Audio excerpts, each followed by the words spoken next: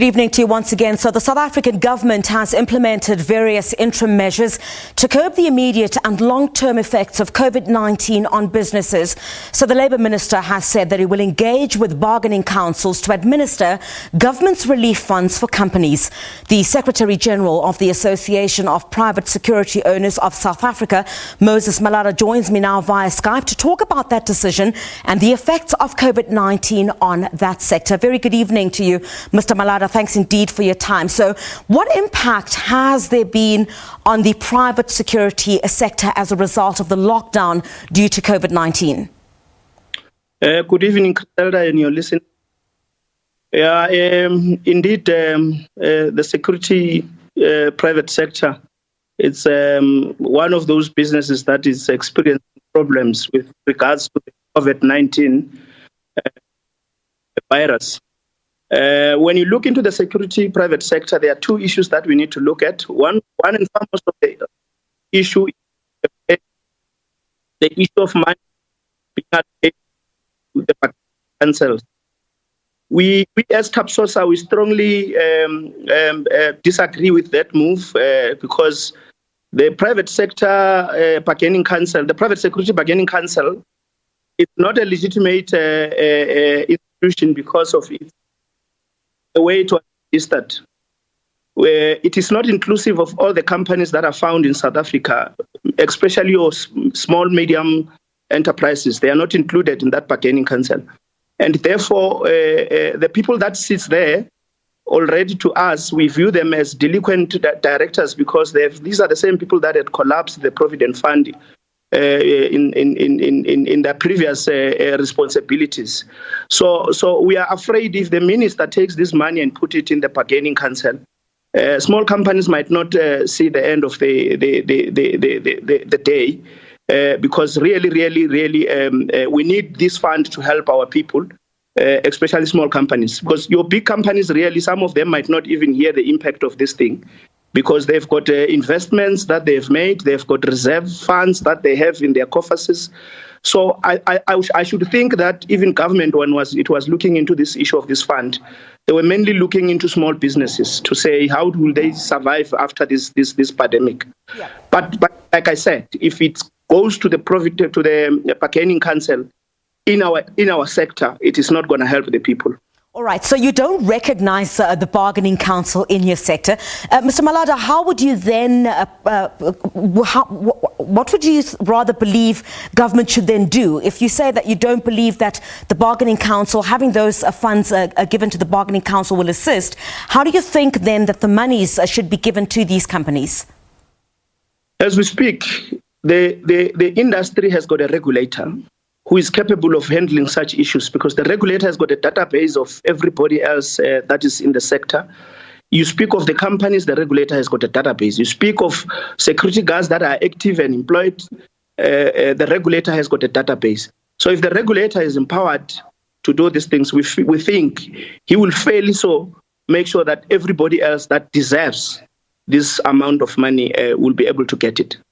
There are about, if I'm not mistaken, about 8,600 some odd of these private security companies that are registered. Do you believe that this particular bargaining council then, is this excluding what you say would be those small businesses who you believe are not recognized within this bargaining council? And your fear is that then they will not get the kind of assistance that they need? The problem with the bargaining council is that it's formed by people that represent 1.5% of the industry, as you have mentioned numbers there.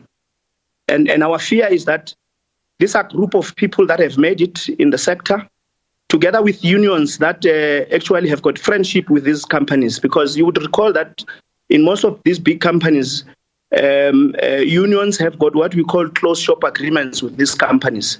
So you find unions not necessarily independent because they save a particular company's interest. They don't save the interest of the industry at large. And moreover, the other issue that we are seeing is that some of these unions have lost the mandate of their individual unions. They are now these unionists are now representing their interests other than the interest of the workers of South Africa. Yeah. If you would recall, these big companies are the ones that have been in operation for the longest time. And when you look into the industry is really not doing well in terms of taking care of its employees and staff. And these are the people that have been in the forefront of actually blocking these processes to unfold. So how can they then today turn up to be the guardians of the destinations of these security personnel? So we don't necessarily reject the establishment of the bargaining council. Yeah. Indeed, the industry needs a bargaining council, but the way how this one was registration and done, it's not properly because there's no proper consultation. You would speak of a company that is in Nkandla there. If you ask an owner of a company that is sitting in Nkandla and say, do you know about the bargaining council in the private security sector? He will tell you he doesn't know anything. So consultation was not done properly. All right. Last year, the regulator wanted to increase the fees that we pay as companies and as employees of within the sector. Yeah. They rejected the fees, but now All right. we are made to pay for the bargaining council as we speak now. So right. what happens? So the bottom line, Mr. Malada, is that you are against the minister having this conversation with the bargaining council to administer these funds to assist the companies within your sector. Let's talk a bit about what's being done to protect those in your particular sector. I mean, some of your members are some of the first responders to incidents in homes, for example. That is true, and it's a bit of a problem, Griselda. As we speak now, the very same bargaining council of the very same people are quiet. They are not saying anything about our security officers who are exposed to the COVID-19 out there. We have seen a lot of successful business people, contributing a lot of huge amount of money. They should be also considering to contribute a lot of money to the sector so that we take care of our people that are out there who are exposed to this pandemic on a daily basis. But nothing of that sort is happening. So I would say to you, the security sector also stands at a highest risk as we speak. You have got military personnel that are on the ground. You have got police personnel that are on the ground. Hopefully, from where they come from their sections and their department, there are measures that are being taken care of to actually make sure that even if they are contaminated or even to make sure that they are protected, these things are being done. But in our sector, it's unfortunate we've never had that kind of discussions. So nothing being said from the bargaining council, but I mean, some of those within your particular sector, is there anything that you're doing, despite having word from the bargaining council, about how you're going to assist some within the private security sector? We're trying. I think companies are trying to put up sanitizers and put up masks out there, put up the temperature,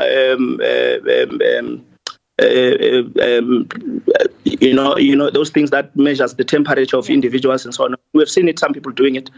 But you would understand, it still goes back to the very same problem that we have got small companies that might not afford to buy these things or to acquire these things. At some point, the supply of these things in the market is not as good as, they're not available actually, let me put it that way. So it makes it very difficult. But it needs the cooperation and it does not need this line in between the small and the big companies to exist. It needs all of us to come back together and form one unity, so that when we speak with one voice. When we act with one voice, which is not an issue in the industry. Yeah.